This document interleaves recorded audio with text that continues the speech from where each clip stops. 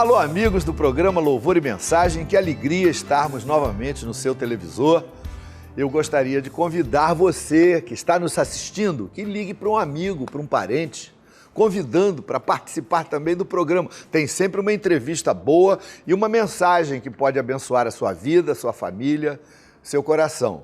Eu queria convidar você para uma inauguração hoje, lá no lote 15, subúrbio de Belford Roxo, colado com Caxias. A nossa igreja do lote 15 vai estar inaugurando às 18 horas a nossa inauguração e a partir de domingo, etc., uma vida normal de reuniões na igreja. O endereço da nossa igreja de lote 15 está aparecendo aí na sua telinha. Esteja conosco hoje às 18 horas. Vai ser muito bom poder vê-lo lá. Está começando o programa Louvor e Mensagem. Olá, amigos! Bem-vindos ao programa Louvor e Mensagem. Hoje, com muita alegria, eu estou recebendo um irmão da nossa igreja de São João do Meriti. Ele é o Maurício Magalhães, ele é motorista no Ministério Público, mas ele teve uma experiência com Deus. O Maurício era ateu. Não acreditava em nada, mas Deus tocou o coração dele. Ele hoje é um homem diferente. Tudo bem, Maurício? Tudo ótimo. Maurício, vamos lá contar para esse povo como é que esse coração aí, que era um coração fechado, né? Não cria em nada, nada do que fosse espiritual. Nada.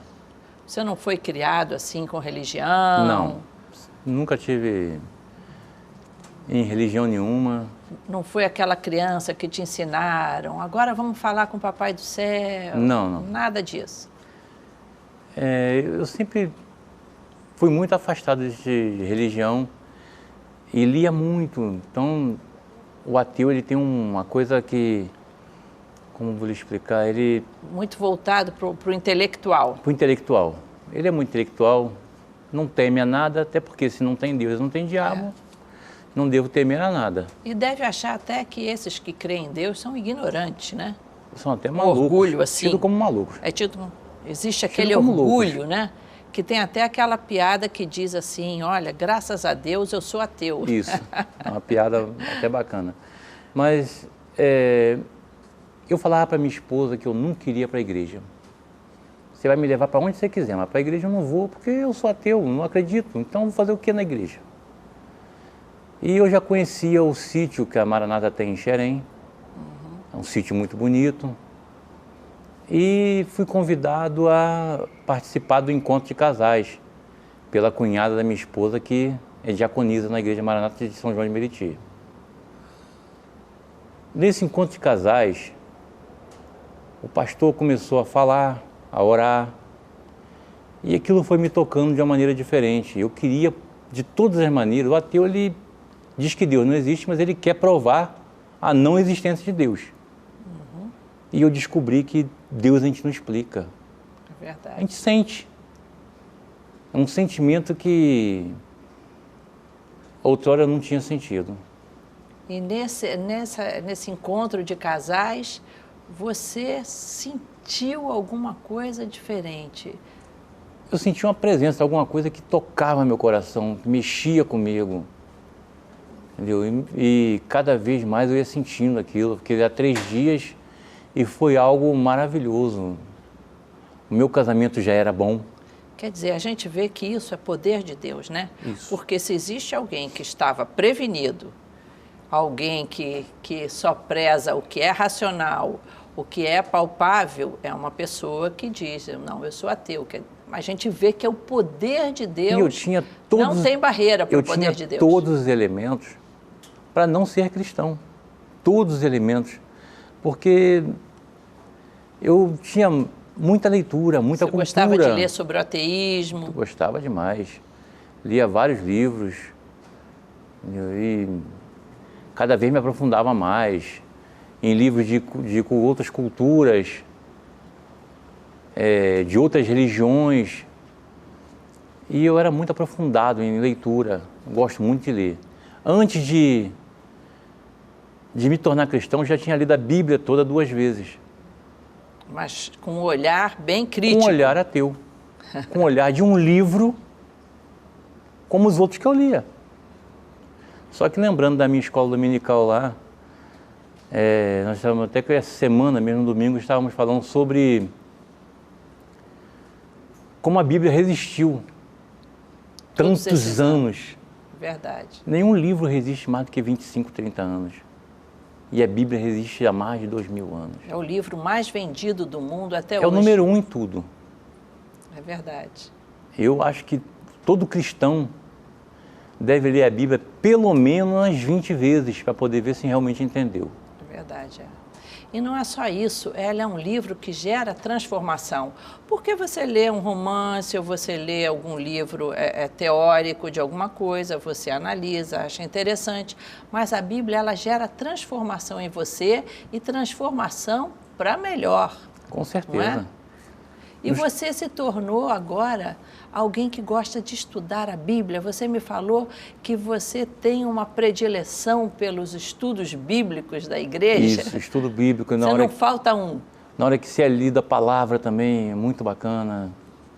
Eu gosto muito de me aprofundar cada vez mais naquele estudo. Porque eu li a Bíblia de uma maneira que não machucava, hoje machuca.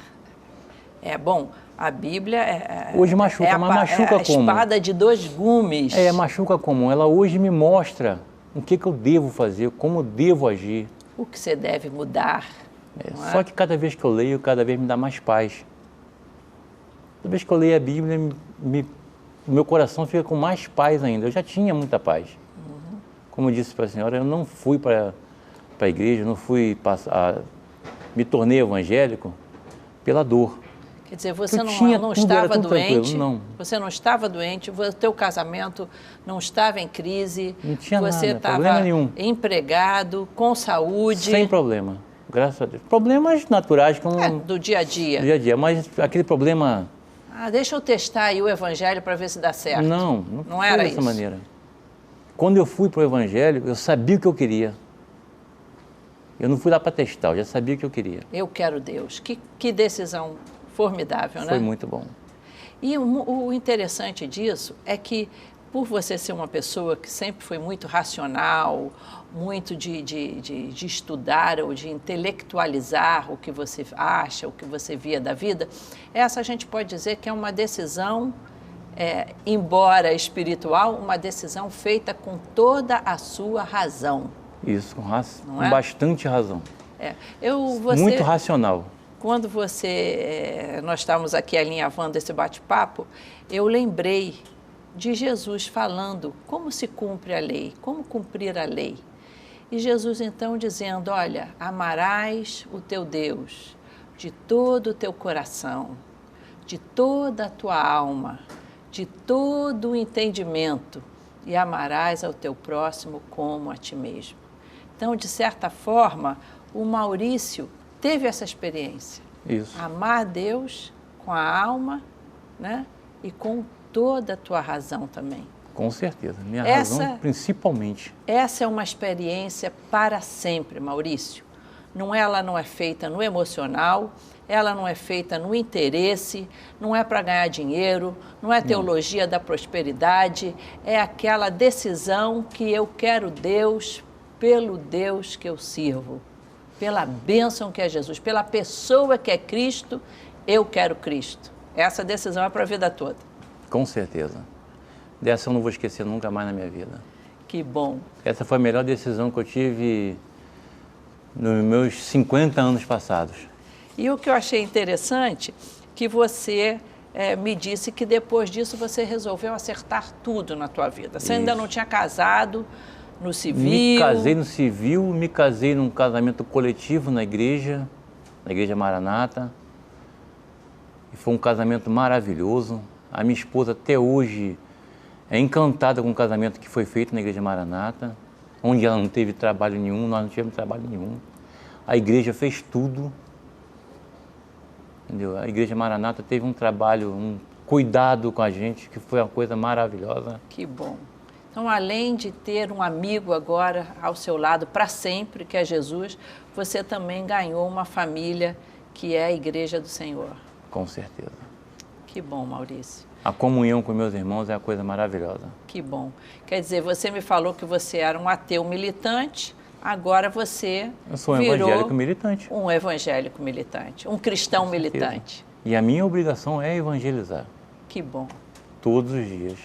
Inclusive, nessa parte de evangelismo, quem nunca fez o encontro de casais, não perca tempo e faça, procure, porque é algo maravilhoso. Inclusive, Maurício, como você está falando isso, eu quero até disponibilizar essa oportunidade ao nosso público. Mesmo que você não pertença a uma de nossas igrejas, você procure entrar em contato com esses endereços, com esses telefones. Nossa igreja tem encontros de casais aberto a todas as pessoas, não é só para quem é membro aqui da Igreja Missionária Evangélica Maranata. A nossa igreja quer investir nas famílias brasileiras. Então, se você deseja participar de um encontro de casais como esse que abençoou o Maurício, entre em contato aí pelo telefone e faça a sua inscrição. Não é? Tanto é que eu, como ateu, fui fazer um encontro de casais. E quando a gente escuta falar de Deus, é um perigo, hein? Está correndo o risco de se tornar um apaixonado por Jesus. É isso aí. Maurício, muito obrigado pela tua presença, que Deus continue te abençoando. Deus abençoe a todos. Amém. Esse mundo está precisando muito da bênção de Deus. É verdade. Obrigado, Maurício. E você, amigo telespectador, você está vendo um telefone aí, ligue para nós. Temos um grupo aqui de voluntários para te atender com muito carinho, muita atenção, inclusive orar por você. Mas continue ligado, o programa não terminou.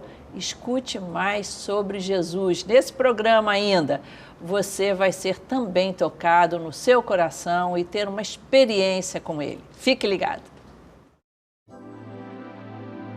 Meus amigos, o que me deslumbra na Bíblia é que o que aconteceu lá, há 2000 anos atrás, é super atual.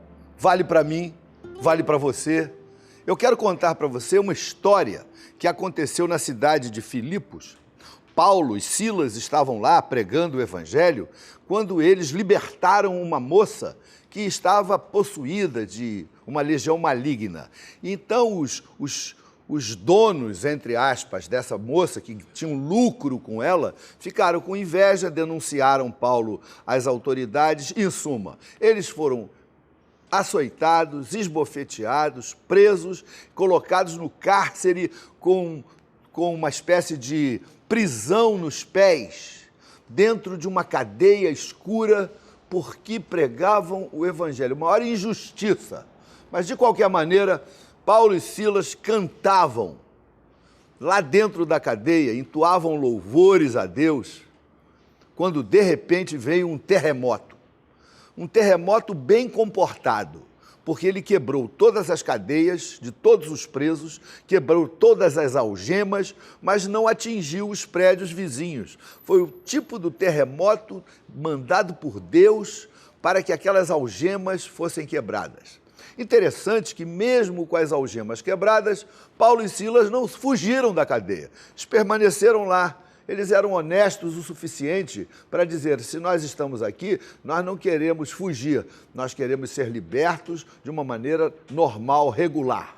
E aí o carcereiro ficou impressionadíssimo, porque, afinal de contas, ele que estava pensando em se suicidar porque os presos provavelmente tinham fugido, viu que estavam todos lá. E aí, então, meus irmãos, o carcereiro entra na cadeia, fica de joelhos na presença de Paulo e de Silas e faz para aqueles dois discípulos a pergunta mais importante da história. A pergunta que eu e você, se somos inteligentes, se cremos em Deus, se temos temor ao Senhor, se entendemos que o Senhor criou os céus, a terra, cuida de nós, nos ama, em suma, se nós temos fé, nós precisamos fazer essa pergunta. Mais cedo ou mais tarde, a pergunta do carcereiro foi: senhores, que devo fazer para ser salvo? Afinal de contas, por que o carcereiro fez essa pergunta? Porque ele estava profundamente impressionado com o poder de Deus, através do ministério de Paulo e de Silas. Afinal de contas, Paulo tinha sido preso porque ele tinha libertado uma moça oprimida. Quando as pessoas veem os milagres que acontecem no meio das reuniões onde Jesus é exaltado, quando as pessoas começam a observar as transformações, as mudanças, as curas, elas se impressionam, elas se interessam por aquela palavra, aquela mensagem, aquela fé. Foi isso que fez o carcereiro ficar profundamente impressionado. Outra coisa que impressionou o carcereiro foi a honestidade de Paulo e de Silas. Afinal de contas, meus irmãos, eles poderiam ter fugido. O carcereiro pensou que eles tinham fugido, pensou em se suicidar, porque se ele era o carcereiro e os presos fugiram, ele ia ser sentenciado pelas suas autoridades. Mas quando ele tentou se suicidar, Paulo e Silas gritaram lá de dentro da cadeia: não te faças nenhum mal, estamos todos aqui. Ora, e essa honestidade foi a gota d'água. Aquilo mexeu com o coração do carcereiro. E quando eles veem a forma de viver, o testemunho de vida, a honestidade, como a pessoa é íntegra, quando a pessoa tem um encontro com Jesus, por que pessoas têm vindo para a igreja? Por que as pessoas têm procurado participar dessas reuniões? Porque elas veem a mudança, as transformações, a vida renovada, como as pessoas são restauradas, como o lar é restaurado, como o equilíbrio dessas pessoas aparece, como as pessoas são libertas dos vícios, das drogas, das maledicências, das coisas que deprimem o homem. As pessoas ficam profundamente tocadas. Foi o que aconteceu com o carcereiro. Ele viu que Paulo e Silas não precisavam de cadeias para ficarem presos. O que os prendia não era aquelas cadeias. O que prendia Paulo e Silas ali era uma fé em Jesus Cristo, entendendo que o Senhor muda as nossas vidas e Ele nos liberta quando Ele quer. Se Ele quiser, no momento em que Ele quiser, nós seremos libertos. Aí o carcereiro entra, se ajoelha perto de Paulo e de Silas e diz assim: senhores, que devo fazer para que seja salvo? Ele perguntou isso porque ele sabia que ele precisava ser salvo. O primeiro passo para Deus abençoar a sua vida, meu amigo, e a minha vida, é que a gente tem que entender que nós precisamos do toque de Deus nas nossas vidas. Sem esse toque, nós estaremos perdidos, estaremos nessas coisas que não têm valor, nas heresias, nas fantasias, nas mentiras. Tanta gente agora está escrava de tantas coisas que oprimem, que tiram a alegria das pessoas, que tiram o equilíbrio. Gente envolvida com jogo, perdendo tudo em jogo. Tanta gente precisando pedir dinheiro emprestado a agiotas para continuar jogando e cada vez se metendo em confusões cada vez maiores. Quanta gente fazendo dívida de droga, devendo dinheiro a traficante, até uns morrendo porque não têm condições de pagar. Tudo isso porque as pessoas andam desesperadas, precisando de alguma coisa que tire elas dessa situação de escravidão e de prisão. Foi o que os carcereiros, ele chegou a essa conclusão: senhores, que devo fazer para ser salvo? E agora a resposta do apóstolo Paulo, uma resposta simples, direta, esclarecedora. Você quer ser salvo? Crê no Senhor Jesus Cristo e serás salvo, tu e a tua casa. Crê no Senhor. Você não precisa fazer nenhum tipo de sacrifício. Você não tem que caminhar pelo corredor do sal grosso. Você não tem que usar fitinha no pulso. Você não tem que fazer sacrifício financeiro. Você não tem que subir escada de joelho. Você não precisa de nenhum tipo de crendice, de superstição. Paulo foi profundamente direto ao carcereiro. Crê no Senhor Jesus Cristo. Ah, eu posso crer, é possível crer. Talvez você diga, eu não creio. Como é que eu faço para crer? Não depende muito de mim crer. Eu até tento, mas eu não creio. Olha, se você pedir ao Senhor para te abençoar, para dizer para você, me ajuda, Jesus, eu preciso crer. Vem, Espírito Santo, sobre a minha vida. Quem nos coloca fé no nosso coração é Jesus. Então, se você for sincero, Jesus vai colocar essa semente de fé no seu coração. Pode ser gerada fé no seu coração se você abrir o seu coração para Ele. Crê no Senhor Jesus Cristo. Veja bem, não é crer na igreja, não é crer no pastor tal, não é crer naquele líder. Tantas pessoas esperando a oração de determinado homem, de pegar o lencinho de determinado sacerdote, pastor, o lencinho do pastor, o balão de ar do homem de Deus. Eu não preciso dessas crendices, eu preciso crer no Senhor Jesus, porque Ele é poderoso, Ele é criador, Ele é maravilhoso, Ele tem poder, Ele anula as nossas defesas e as nossas dúvidas, Ele destrói os obstáculos que impedem com que você, meu amigo, minha amiga, possa crer e ter uma vida transformada, liberta, cheia do Espírito Santo. Crê no Senhor Jesus Cristo.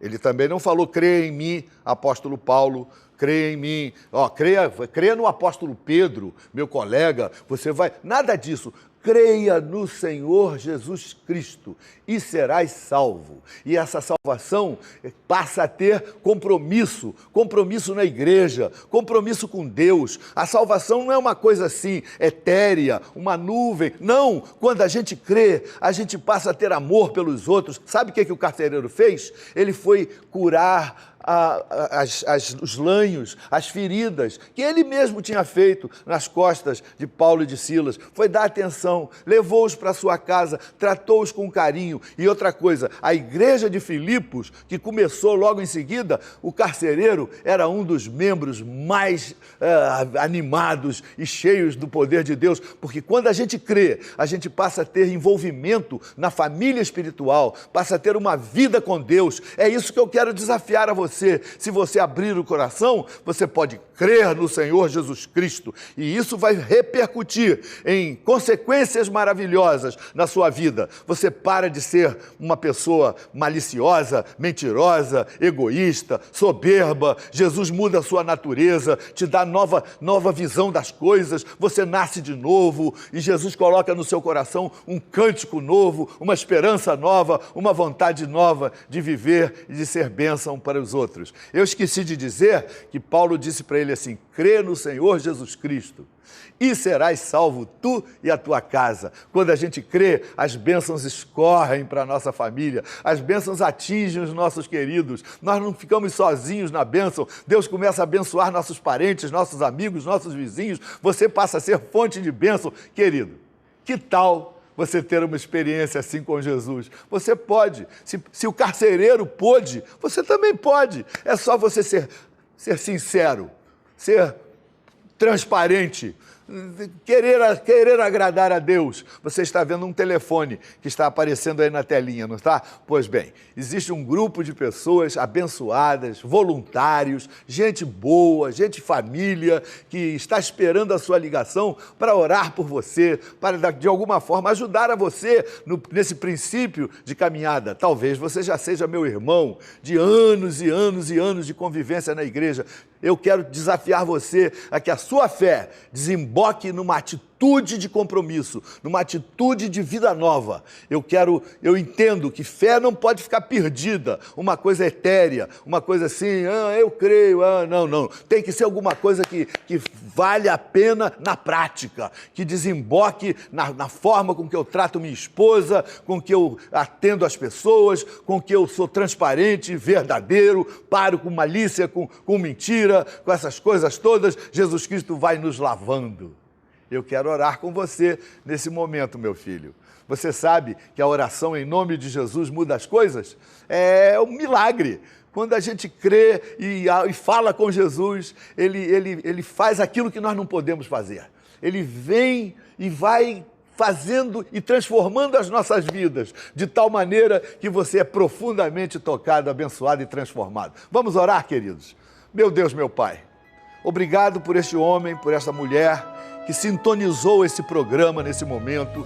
Eu sei que não foi a coincidência, que foram as tuas mãos que trouxeram esse homem para ouvir essa mensagem, que ele pode ter uma vida transformada, que ele pode ter o seu coração, a sua alma salva por Jesus Cristo, se ele abrir o coração, se ele crer no Senhor, se ele buscar a